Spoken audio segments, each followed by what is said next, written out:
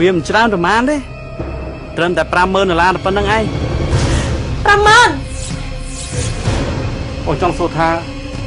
តើណៃធ្វើនេះគឺដើម្បីលុយឬដើម្បីសងសឹកខ្ញុំមកអត់ចង់ឲ្យពួកវាសុខស្រួលទេតែបងមិនទិញគ្រាទេបងនឹងដឹងមុំបងនឹងតស៊ូបានតែសម្ដីឡាយនេះអត់ប្រយោជន៍ខ្ញុំសូមខាងម៉ាក់ឲ្យពេញមាត់ខ្ញុំណាម៉ាក់ណាអូស្អីស្អីអូស្អីអីតឹមការប្រមាណខែសោះផើមកស្ទុយអូស្អីអីតងគេទៅវាដេកស៊ីដោយសារប្តីវាមិនស្រួលម្ដងក៏ដោរឿងចេះម្ដងក៏ដោរឿងចោះពេលដែលប្តីបងងើបឈឺ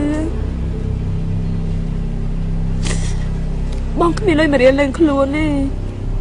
ខុសតាមឃើញភ្នែកហើយនៅប្រកាច់កណ្ដាលទៀត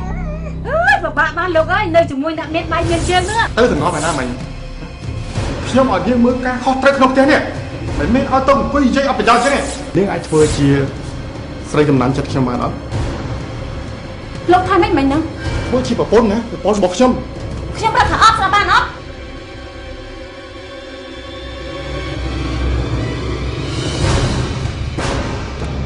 ម៉ាក់មើលលីដាកូភាសាតែម៉ាក់រឿងផ្អើខ្ញុំឥឡូវយ៉ាងម៉េចហើយយីចុះឯងគេប្រើសម្ដីចិត្តទៅអញផងហ៎ម៉ាក់និយាយដូចជាជ្រុលពេកហើយនេះជាចៅបង្កើតរបស់ម៉ាក់ណា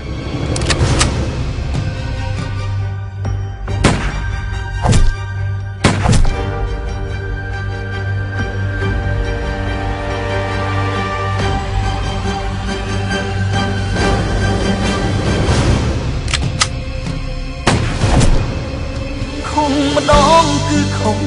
អស់មួយជីវិតដូចជប់ងងឹតគ្មានដួងចន្ទ្រា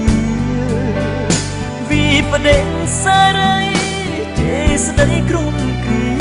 រស់ក្នុងកម្មពីឈឺចាប់តែម្នាក់ឯងសងខំស្នេហ៍ថ្មីបែរជាមិនបាន